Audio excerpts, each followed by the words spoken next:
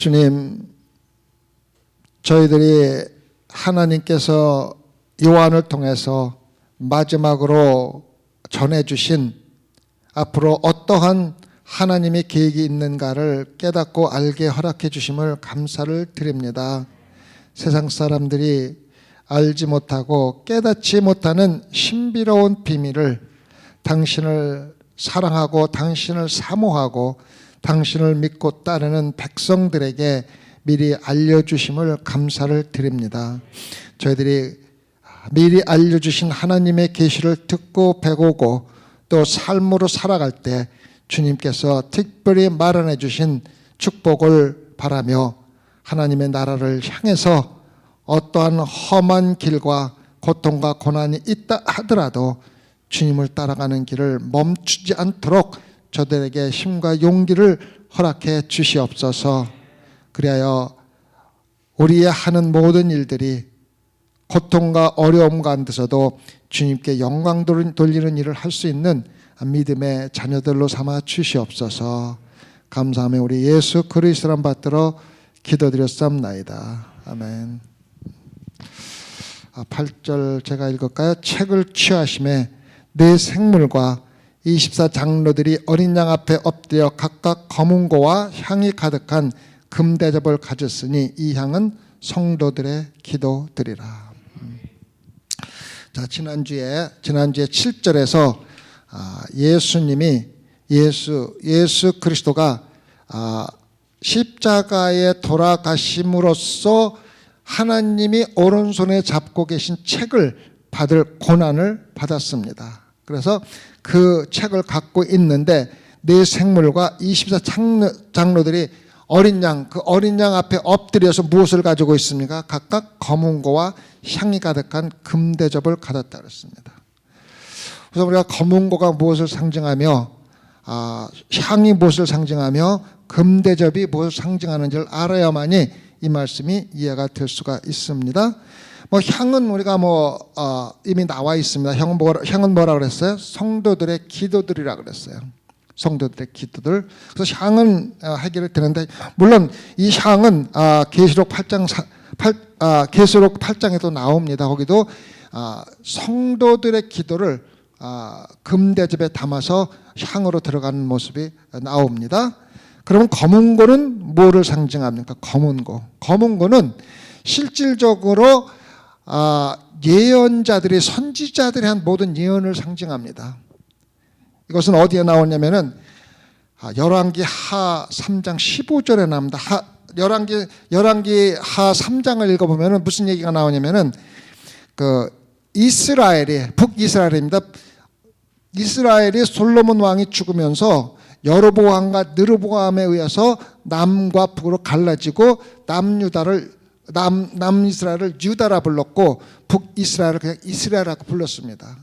근데 가장 우리가 성경에 나오는 유명한 선지자가 누구냐면 엘리야와 엘리사입니다.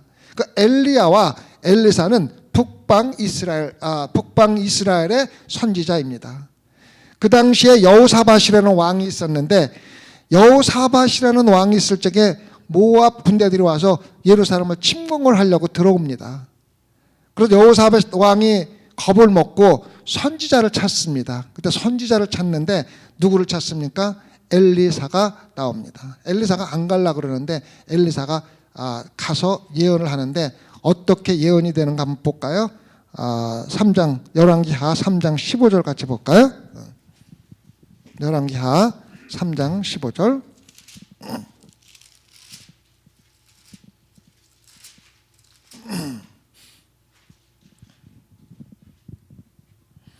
자, 제가 읽을까요? 이제 내게로 검은고 탈 자를 불러오소서 하니라. 검은고 타는 자가 검은고를 탈 때 무슨 일이 납니까? 여호와께서 엘리사를 감동하셔갖고 예언을 하게 만듭니다. 그래서 검은고는 실질적으로 구약에서, 신약에는 선지자들이 없습니다. 예수 그리스도가 모든 것을 통합했기 때문에 선지자가 없는데, 구약에서 선지자들이 한 모든 예언을 상징할 적에 검은고를 타면서 감동을 받아서 성령의 감동감을 받아서 예언을 했기 때문에 모든 선지자를 위한 예언을 상징을 합니다. 그러면은 선지자들이 한 모든 예언과 향이 가득한 금대접을, 향은 모든 성도들이 한 기도입니다. 그럼 금대접은 무엇을 상징합니까? 금대접은 실질적으로 구약시대 때 성전에서 제사를 드릴 때 사용하는 대접입니다. 그래서 실질적으로 금대접은 중보나 아니면 제사장을 상징할 때 사용됐습니다. 그 말은 뭐냐면은 구약시대 때는 성도들이 직접 하나님께 나아가서 기도를 할 수 없었고 제사를 드릴 수 없기 때문에 누구를 통해서 가야 하냐면 제사장을 통해서 가야만 했습니다.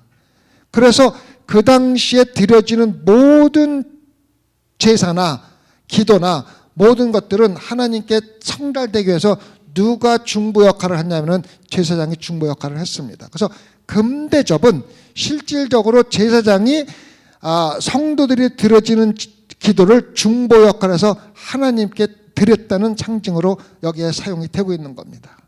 그래서 거문고, 다시 말하면 선지자들의 한 모든 예언과 성도들이 한 모든 기도가 제사장을 통해서 주님께 상달되는 모습을 정확하게 보여주고 있는 겁니다. 그래서 모든 예언과 모든 기도가 예수 그리스도, 모든 것을 이루시고 모든 것을 행할 수 있는 권력을 가지신 예수 그리스도 앞에 놓여졌다는 말은 모든 것이 이루어진다는 말입니다.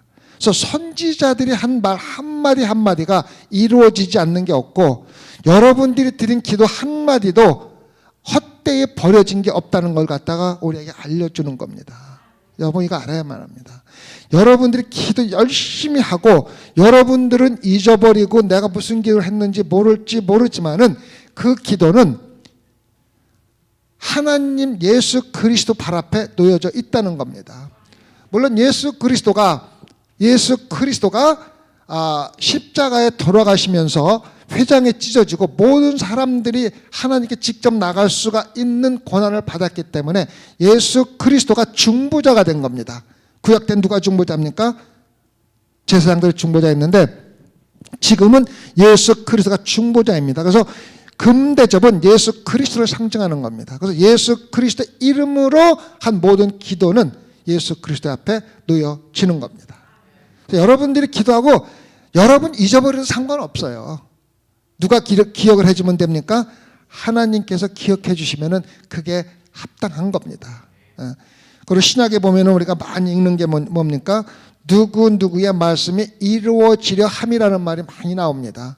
그 말은 뭡니까? 선지자들이 한 그 말씀, 다시 말하면 예언이 신약에서 이루어지고 있다는, 다시 말하면 신약에서 일어나고 있는 모든 일들이 하나님께서 미리 계획하신 것이 일어나고 있다는 것을 말해주는 거기 때문에 성경에서, 신약에서 누구누구의 말이 이루어지려 함이라, 어느 성경 구절이 이루어지려 함이라는 그 말은 우리가 생각하는 것보다 대단히 중요한 말입니다.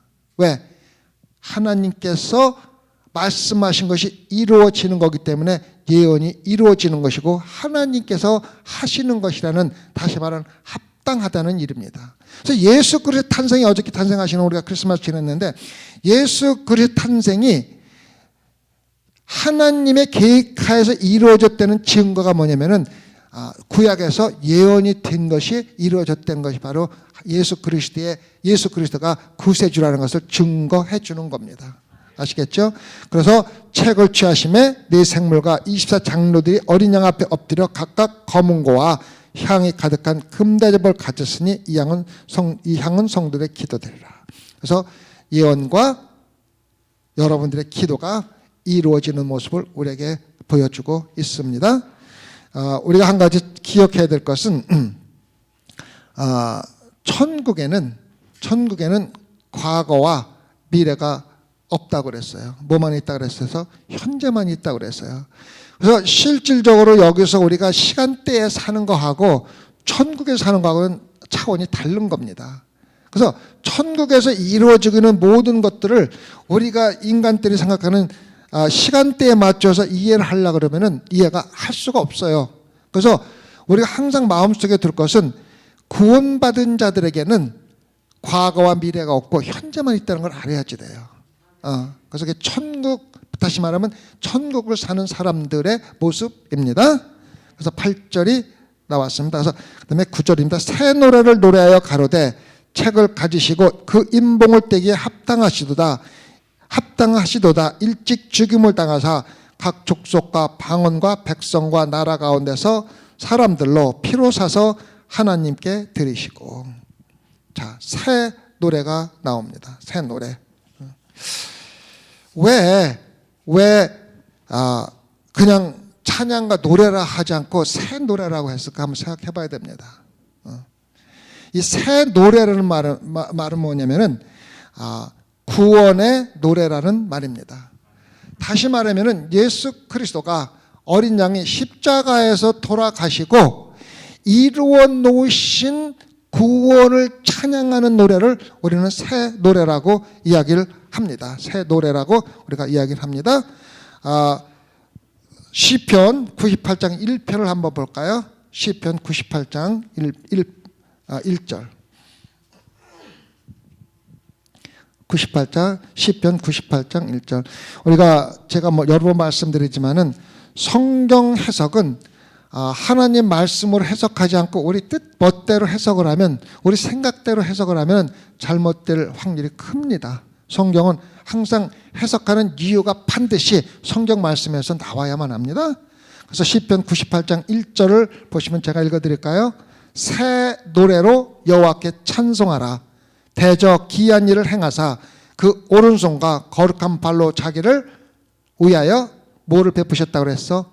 구원을 베푸셨다고 그랬어. 그래서 새 노래는 예수 그리스도의 구원의 역사를 찬양하는 것이 바로 새 노래입니다. 새 노래입니다. 그래서 새 노래를 노래하여 가로되 책을 가지시고 임봉을 떼기에 합당하시도다. 예수 그리스도가 모든 인간을 구원하시기에 합당하시다. 그래서 예수 그리스도의 십자가의 구원을 찬양하는 노래입니다. 어떻게 하셨습니까? 일찍 죽임을 당하사. 십자가에 돌아가시는 것이 바로 우리의 구원이라는 뜻입니다. 그래서 예수 그리스도인들은 예수 그리스도의 십자가의 죽임을 떠나서는 구원도 없고 신앙생활도 없고 천국과 새나라와 새 땅도 없는 겁니다. 그래서 그렇게 구절구절마다 요한계시록에서 예수 그리스도의 십자가의 죽으심을 설명하고 있는 것입니다.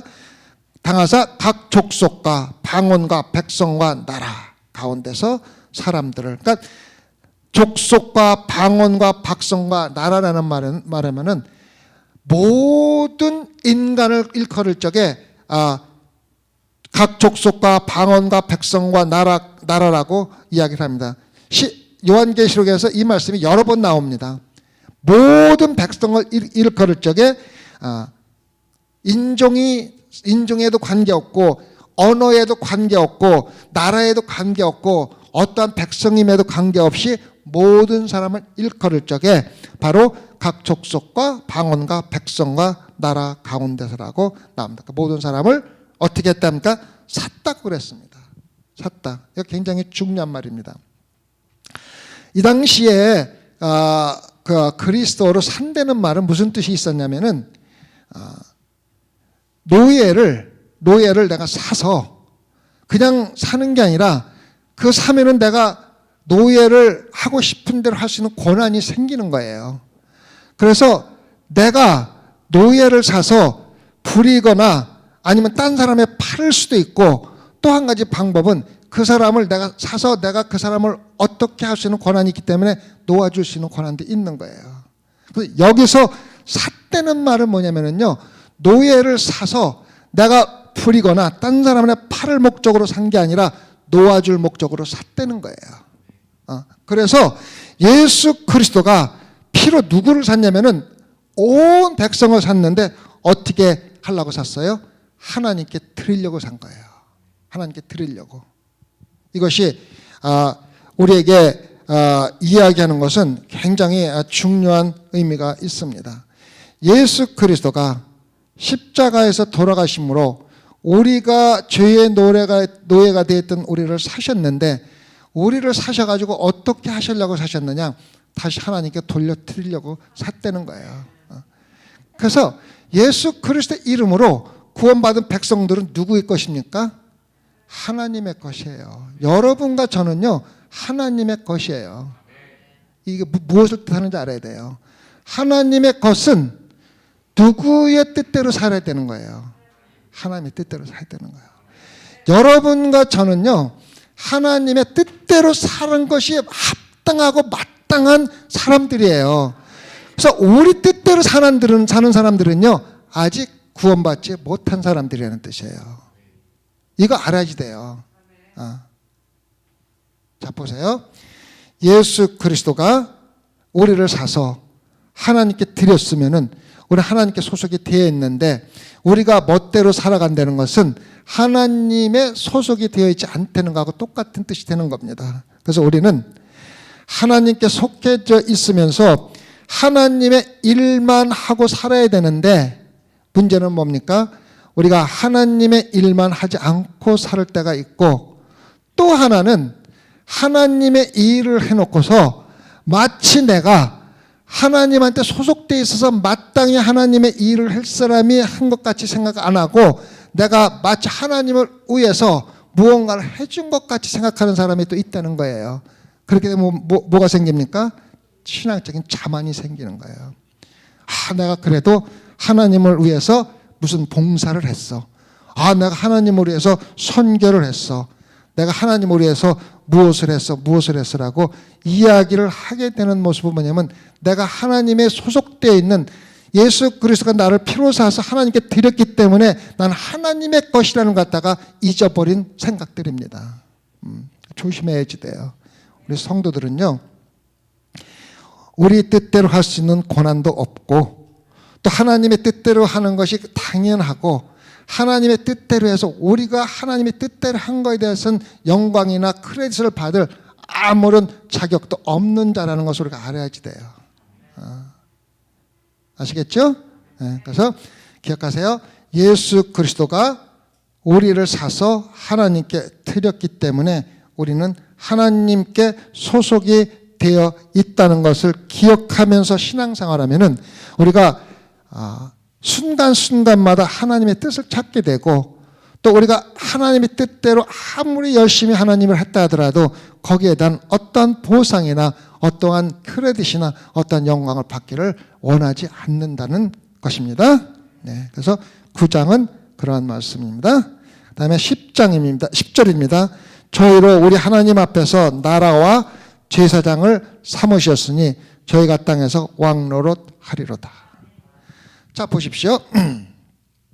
아까 얘기를 했죠. 노예를 내가 사면은 내가 무엇이든지 그 노예를 어떠한 일에 사용할 수 있는 권한이 있다 그랬어요.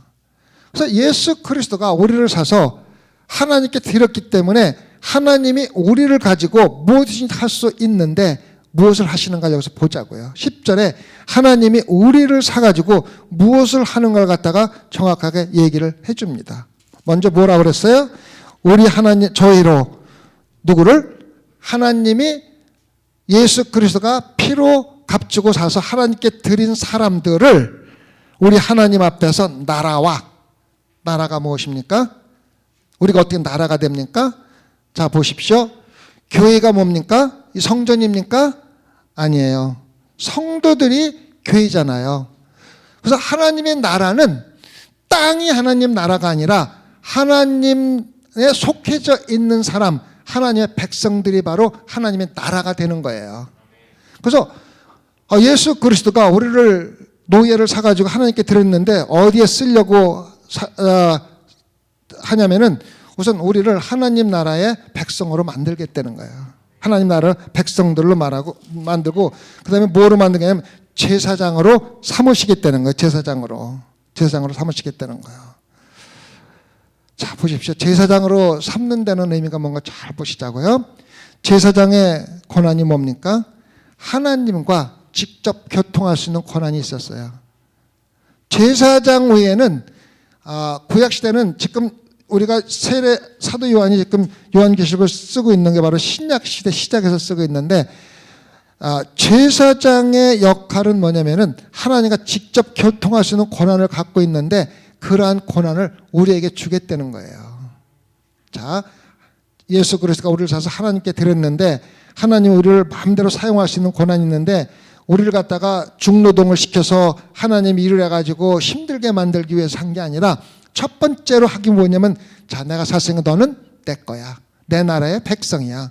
그 다음에 너는 나하고 직접 교통할 수 있는 권한이 있어.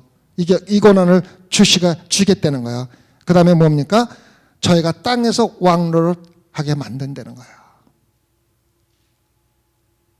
천년왕국 때 우리가 나라를 다룰 수 있는 권한을 주겠다는 거예요. 다시 말하면 노예를 사가지고 죄의 노예를 사가지고 우리 같은 죄인들을 하나님 나라의 백성으로 만들 뿐만 아니라 하나님과 정말로 거룩하시고 우리가 감히 쳐다도 볼 수 없는 하나님과 직접 교통하고 거기다 그것도 부족해서 천년왕국 때 우리를 하나님 나라의 다스리는 왕으로 삼으시겠다는 거예요. 팔려갈 만하잖아요. 그렇잖아요. 팔려갈 만하죠. 그래서 우리는 하나님과 직접 교통할 수 있는 권한이 있으나 베드로전서 2장 5절과 9절을 같이 볼까요? 베드로전서 2장 5절과 9절 5절부터 한번 읽을까요? 너희도 산 돌같이 신령한 집으로 세워지고 예수 그리스도로 말미암아 하나님이 기쁘게 받으실 신령한 제사를 드릴 거룩한 제사장이 될지어다. 하나님께서 우리를 제사장으로 삼은 것, 제사장의 역할이 뭐냐면요, 하나님께 제사 드리는 게 제사장의 역할이에요. 우리는요 자나깨나 무엇을 하냐 하나님께 제사 드려야 돼요. 제사 드리는 게 우리의 가장 기쁨이 돼야지 돼요. 우리가 하나님께 제사 드리는 게 우리 삶의 가장 기쁨으로 돼야 됩니다. 어저께 24일 날 우리가 그 크리스마스 이브 예배를 드렸는데 제가 크리스마스 이브 예배를 미국 교회에서부터 시작해갖고 거의 10년 이상을 드렸는데 올해같이 가장 영적이고 기쁘고 즐거운 예배를 본 적이 없었어요. 정말 올해 너무 성도들이 기쁘게 예배를 드리고 우리 특히 이정희 집사님이 성경 말씀 읽는 구절구절 하나하나에 은혜 받고 아멘하고 찬양이 그냥 각약 찬양들로 해갖고 1시간 반을 예배 드렸는데 제가 위에 앉아있으면 얼굴 표정이 다 보이잖아요. 단 한 명도 지루하거나 또 빨리 끝났으면 하는 표정이 한 명도 없더라고요. 혹시 여러분 나는 그랬는데 하고 생각하실 분 있겠지만은 정말로 은혜스럽고 너무 좋았어요. 1시간 반 하고 끝나고서 나가는데 사람들 얼굴에 정말 예수 그리스도의 예배를 드리는 것이 얼마나 기쁘고 즐거운 일인지를 갖다가 체험하면서 나가는 모습을 보고 정말 기뻐했습니다. 여러분들 믿는 구원받은 자들은 예수 그리스도를 말미암아 하나님께서 기쁘게 받으실 예배 드리는 것이 우리 삶의 일부가 되어야만 합니다. 9절을 볼까요? 오직 너희는 택하신 족속이여 왕같은 제사장들이여 거룩한 나라여 그의 소유된 백성이니 이는 너희를 어두운 데서 불러내어 그의 귀한 빛에 들어가게 하신 자여 자의 아름다운 덕을 선전하게 하려 하심이라. 우리가 어떠한 사람들을 알지 못하면은 신앙생활이 힘듭니다. 우리가 왕같은 제사장이여 택하신 족속이여 거룩한 나라여 그 소유된 백성이니 우리를 죄의 어두움 속에서 불러내서 예수 그리스도의 빛 가운데로 들어와 가지고 왜 그러는 걸 알아야 돼요. 그렇게 하신 자의 아름다운 덕을 선전하게 하려 함인 거예요. 그래서 여러분과 저의 삶을 통해서 하나님이 영광 받으심으로써 내가 너희들에게 그렇게 살도록 했다는 걸 갖다가 선전하기 위해서 우리를 택한 백성으로 삼으시고 왕같은 제사장으로 삼으시고 빛 가운데 어두운 곳을 불러서 빛 가운데 세운 거예요. 여러분과 저가 살아가는 삶은요, 거룩한 삶으로서 하나님의 아름다움을 선전하는 광고 용어로 사용되어야 됩니다. 근데 요즘에 문제가 참 많습니다. 아름다운 덕을 세우기 위해서 택해서 선전용어로 사용하고 있는데 도리어 하나님의 영광을 가리면서 신앙생활하는 사람들이 참 많이 있다는 것은 우리가 인정해야지 돼요. 제가 고백하죠. 저는 목회자입니다. 목회자는 다른 사람보다 거룩하게 살기 위해서 엄청 많이 노력하고 사람들 앞에서도 조심해서 많이 말과 행동을 합니다. 그런데 내가 기도하면서 가장 많이 하는 게 바로 회개예요, 회개. 마음속에서는요, 나도 모르게 악한 생각이 끊임없이 나를 공격하고 또 음란한 생각이나 물질적인 생각이나 악한 생각들이 항상 나를 공격하기 때문에 내가 그것을 막을 수 있는 유일한 방법은요, 회개하는 방법밖에 없어요. 내가 하나님께 내려놓을 수 없어요. 나는 거룩한 사람이 아니에요. 그래서 내가 기도하면서 가장 많이 하는 게 참 내가 그래도 목회자면서 이렇게 더러운 인간이구나, 참 악한 인간이구나. 인간의 본성은 끊임없이 하나님께 나아가려고 노력하지 않으면 죽을 수밖에 인간이라는 것 갖다가 항상 회개하고 살아요. 여러분, 거룩한 척 하지 마세요. 거룩한 척 하지 마세요. 우리는 끊임없이, 특히 구원받은 성도들은 끊임없이 사탄의 공격을 받을 수밖에 없어요. 거룩한 교회는요, 끊임없이 사탄들의 공격을 받을 수밖에 없어요. 그래서 예수 그리스도의 이름으로 공격받아서 조금이라도 흔들린 걸 회개하고 하나님께 나와서 다시 하나님의 신령한 젖을 먹을 수밖에 없는 게 성도들입니다.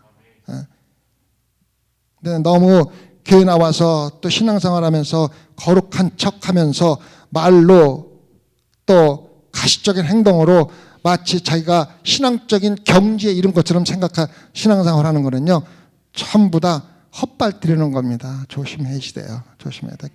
항상 겸손하고 나는 죽을 죄인이지만은 예수 그리스도의 은혜로 구원받은 자라는 것을 항상 머리에 생각하고, 그렇게 함으로 살아가도 항상 사탄의 공격을 받기 때문에 끊임없이 말씀으로 예배드리고 기도하고 회개하는 시간을 가져야만 합니다.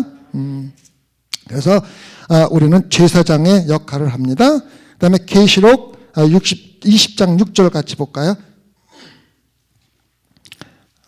계시록 20장 6절. 첫째 부활에 참여하는 자들은 복이 있고 거룩하도다. 둘째 사명이 그들을 다스리는 권세가 없고 그리어 그들이 하나님과 그리스도의 제사장이 되어 1000년 동안 그리스도로 더불어 왕노릇하리라. 이것이 바로 예수 그리스도가 피로 값주고 우리를 사서 하나님께 돌려드린 이유입니다. 그래서 우리는 이렇게 우리에게 값주고 사서 피로 사서 나라로 삼고 백성으로 삼고 제사장 삼고 왕노릇해서 1000년 왕국을 다스리는 고난을 준 거에 대해서 노래하는 게 바로 새 노래입니다. 이 새 노래는요, 그런데 우리 입으로 하는 게 아니라는 거예요. 우리 삶으로 해야 된다는 거예요. 다시 말하면 구원받은 자들은 환경에 지배받지 아니하고 어떠한 환경에서도 그 삶으로 하나님을 노래하고 찬송해야 된다는 겁니다. 우리가 환경에 지배받아서 기쁘고 즐거울 때만 찬양하면은요, 찬양할 기회가 없어요. 우리는요, 세상에 살면은 고통과 고난 속에 살 수밖에 없어요. 수많은 걱정 근심들이 우리를 둘러싸고 있을 수밖에 없어요. 여러분 한번 생각해 보세요. 걱정 근심 없는 사람 있으면 저한테 얘기해 보세요. 없어요. 단 한 명도 없어요. 그래서 걱정 근심 가운데서도 예수 그리스도 은혜로 구원받은 것을 감사하고 또 우리에게 백성으로 삼고 왕으로 삼고 제사장으로 삼돼서 찬양하고 경배할 적에 입으로 하는 것이 아니라 우리 삶으로 한다는 것입니다. 잘 될 적에 자만하지 아니하고 잘못될 적에 실망하지 아니하는 것이 바로 성도들의 삶입니다. 그래서 여러분들이 잘 나갈 적에는 잘 나가는 걸 두려워하세요. 주님, 내가 물질적으로 풍부하고 세상에서 출세할 때 넘어지지 않도록 돌보아 주세요라고 기도하는 겁니다. 그게 새 노래입니다. 또 어렵고 힘들 때 주님, 내가 이 고통 가운데서 절망하지 아니하고 좌절하지 아니하고 주님 안에서 구원의 역사를 생각하며 주님 뜻대로 살게 하여 주십시오라고 찬양하는 게 바로 새 노래입니다. 삶으로 하는 것이 새 노래입니다. 그래서 여러분과 내가 바로 하나님의 백성이고 제사장이고 또 왕으로 살 수 있는 왕이라는 이것을 생각하면은요 기쁘게 살지 않을 수가 없잖아요, 그렇죠? 짧은 세상에서 너무 고통받지 마시고 이걸 생각하면서, 그래서 요한계시록을 생각하는 거예요. 공부하는 거예요. 요한계시록은 하늘나라에 대한 모든 것을 보여주고 있는데, 지난번에 한번 말씀드린 적이 있는지 모르겠지만은 많은 사람들이 죽었다 살아나서 천국 갔다 왔다는 얘기를 많이 합니다. 천국에 갔더니 하나님이 내가 지금까지 다 한 것이 참 기특하고 거룩해서 너에게 생명을 연장해 주겠다니까 할 테니까 다시 내려가서 더 살면서 하나님 열심히 하다 돌아오라고. 그래서 살아서 돌아왔다고 그러면서 하나님께 감사하고 너무 참 기쁘다고 참 어떤 분들은 눈물을 흘리며 간증하는 분들도 있습니다. 근데 실질적으로 그렇게 하시는 분들의 간증은요 전부 다 거짓말이에요. 100% 거짓말이에요. 왜? 천국에 한번 들어갔다가는요 나오고 싶은 사람은 단 한 명도 없다는 거예요. 하나님의 영광과 하나님의 이런 모습들을 보고 나서 아이고 빨리 지구가 더 살다 와야지, 그런 마음을 가지고 오는 사람은 단 한 명도 없다는 거예요. 그래서 누군가가 나와가지고 천국에 갔더니 나는 거기서 영원히 있고 싶었는데 하나님이 너 그래도 하나님이 더 있으니까 지구에 가서 더 고생하다 와. 그래서 눈물을 흘리고서 가기 싫은데 억지로 왔다고 하는 사람은 혹시 믿을 수 있지만은 하나님이 나를 기쁘게 참 내 믿음을 참 기쁘게 봐서 더 살다가 와서 감사하고 기쁘게 왔다고 생각하는 사람들은요 다 거짓말이라는 거예요. 하나님을 한번 맛보면은요, 천국을 한번 맛보면은요 지구에 살 맛이 없다는 거예요. 무슨 얘기인지 아시겠죠? 여러분들 간증하면서 천국 갔다 들어와서 너무 감사하고 기뻐서 간증하러 다니는 사람 듣고 다니지 마세요. 새빨간 거짓말이에요. 천국 맛보고 어떻게 와서 여기서 다시 지구 맛의 기쁨을 맛볼 수가 있습니까? 우리는 왕입니다. 11절 볼까요? 내가 또 보고 들음에 보좌와 생물들과 장로들을 둘러선 많은 천사의 음성이 있으니 그 수가 만만이요 천천이라. 자, 숫자가 네 생물에서 장로들 24장로들로 숫자가 늘어났죠. 그 다음에 어떻게 보면 천사의 음성이 있으니 그 수가 얼마라 그랬어요? 만만이요 천천이라. 만만이요 천천이라는 뜻은 셀 수가 없다는 얘기예요. 요즘에 우리가 가장 큰 숫자를 나타낼 때 뭐라고 합니까? 우리 황기석 성도님, 가장 큰 숫자를 과학적으로 뭐라 그래요? 무한대라 그러나요? 이 당시에는요 무한대라는 단어가 없었어요. 만까지 세면은 그게 최고 큰 숫자예요. 만 이상은 숫자가 없었어요. 우리가 무한대라는 말을 빼놓고 그러면 가장 큰 숫자가 뭡니까? 우리 황기석 성도님? 없죠? 그래서 사람들이 이 당시에 만이 지금으로 말하면 무한대라는 숫자로 사용된 거예요. 그래서 만만이 천천이라면은 셀 수 없는 사람들이 음성이 들렸다는, 음성은 여기면 찬양이라는 거예요. 찬양이 들렸다는 거예요. 정말 한번 생각을 해보세요. 우리가 크리스마스 이브 때 불과 몇십 명이 모여서 찬양할 때도 기쁘고 즐거웠는데 셀 수 없는 사람들과 천사들이 또 그룹들이 모여가지고 찬양하는 그 가운데서 그 기쁨과 즐거움을 여러분들이 맛보고서 다시 세상에 나와서 걱정 근심하고 살 자신이 있습니까? 못 삽니다. 천국 맛을 보면은요 절대로 다시 이 세상에 내려와서 살 맛을 못 느끼는 거예요. 너무 영광과 감격이 우리를 감싸기 때문에. 그래서 수없이 많은 음성이, 다시 말하면 찬양이 들린다는 거예요. 알겠죠? 숫자가 늘어나는 걸 보죠. 그 다음에 12절에 큰 음성으로 가로되 죽임을 당하신 어린 양이 능력과 부와 지혜와 힘과 존귀와 영광과 찬송을 받으시기에 합당하다 하더라. 큰 음성으로, 제가 지난주에 얘기했죠. 큰 음성이 뭐라 그랬어요? 누구나 다 들을 수 있는 음성을 했다는 거예요.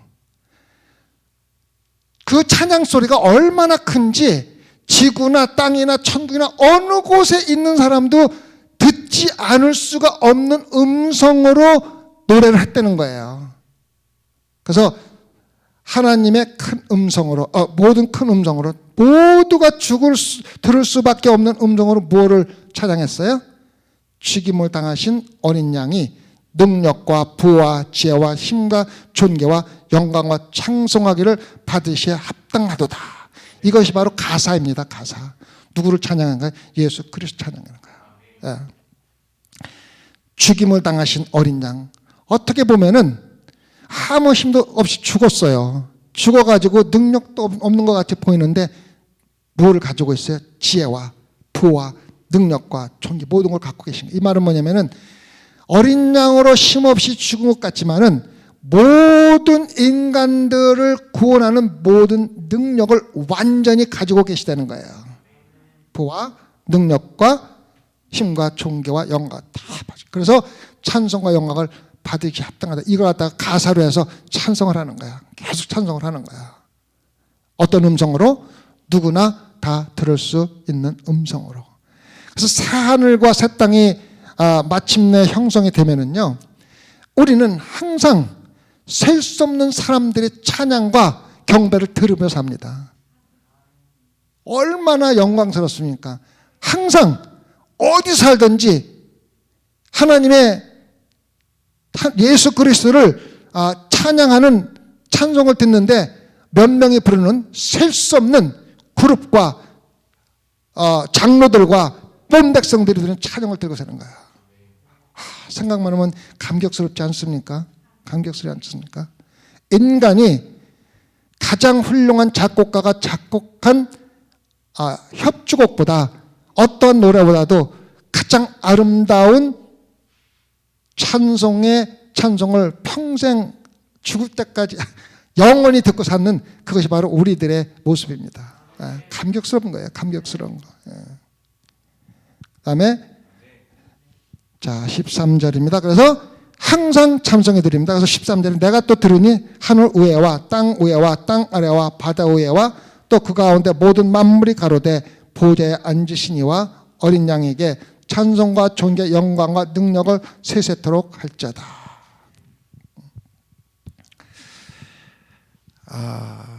천국에 가면은 주를 이루는 게 예배와 찬송과 찬양입니다. 여러분들 참 이거 기대하시죠. 제가 세상에 기독교인이 되고 나서 가장 세상에서 하고 싶은데 못하는 게 정말 하나님께 마음껏 찬양하는 겁니다. 제가 노래를 잘 못하잖아요. 찬양을 잘 못하잖아요. 그러면서 내가 항상 기도할 적에 하나님, 내가 천국에 가면은 하나님을 정말로 큰 음성으로 찬양하고 싶습니다. 이거를 내가 항상 마음에 새기고 제가 신앙을 합니다. 얼마나 기쁜지 몰라요. 내가 이곳에서 찬양을 못하는 것도 축복이라는 걸 느끼는 거예요. 왜? 내가 이곳에서 찬양을 못하니까 찬양하는 것이 얼마나 귀한 줄 아는데 천국에 가면은 세세토록 찬양만 하고 산대요. 그러니까 얼마나 감격스러워요. 여러분 신앙생활에서 이런 감격 못 느끼세요? 느끼시죠? 이게 바로 우리 신앙생활의 기쁨입니다. 내가 이 세상에서는 이것도 없고 이것도 못하고 저것도 못했는데 천국에 가니까 내가 마음껏 하나님을 찬송 경배하면서 영원히 살 수가 있다는 거야. 나 그것만 생각해도 내가 그래도 찬양 못한 것도 축복이구나. 얼마나 찬양이 귀한지를 깨닫게 해주시니 감사하다고 하는 거예요. 여러분들 세상에 살면서 부족한 거 감사하세요. 왜? 천국에서 그만큼 누릴 수 있는 것이 참 감사하잖아요. 그렇죠? 그래서 큰 음성으로 다 하는데 땅 위에와 땅 아래 모든 백성을 다시 일컫는 겁니다.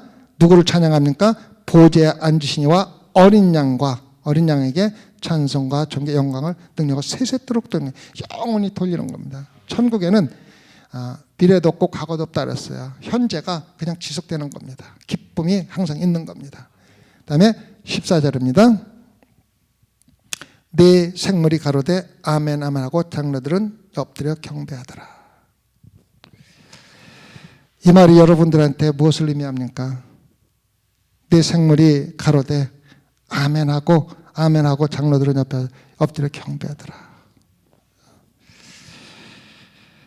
여러분 힘드시죠? 살아가는 거 참 힘드시죠? 참 우리 기대했던 대로 안 되는 일도 있고 또 나이 먹으면 어때 또 아픈 구석은 또 그렇게 많은지 어깨도 쑤시고 또 조금만 저기 하면 또 저기 하고 어떤 데 잠도 안 올 때도 있고 자식들은 말썽 세우고 또 넘어지고 깨지고 우리 손자도 지금 6살인데 몇 바늘을 꼬맸는지도 몰라요. 지난번에 한두 달 전만 해도 이마에 상처받았고 9바늘인가 또 꼬맸다 그러더라고요. 그럴 때마다 참 화가 나고 또 실망 좌절 가운데 살 수밖에 없는 세상에 살면서 여러분 천국에 대한 소망을 잃지 마세요. 천국에 대한 소망 잃지 마세요. 우리가 천국에 가면은요 이 세상에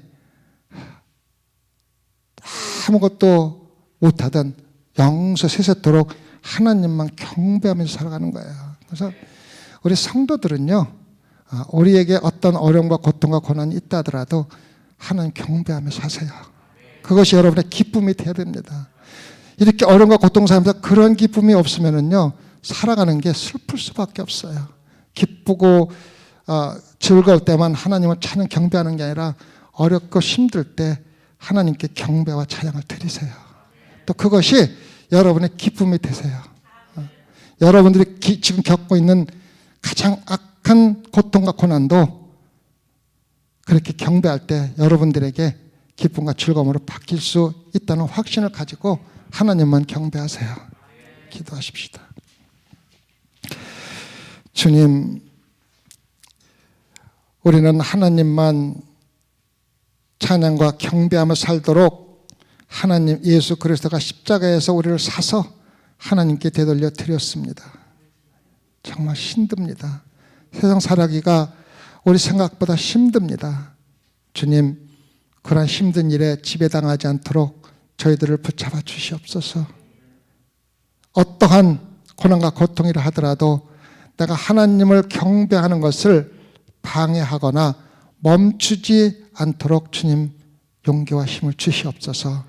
그래서 고난과 고통 가운데서 드리는 경배가 그 어려운 환경 가운데서도 우리 마음에서 기쁨으로 변할 수 있도록 성령님께서 역사하여 주시옵소서. 모든 감사와 영광을 우리를 위해서 십자가에 돌아가신 예수 그리스도께 드리며 그의 거룩하신 이름 받들어 기도드렸사옵나이다. 아멘.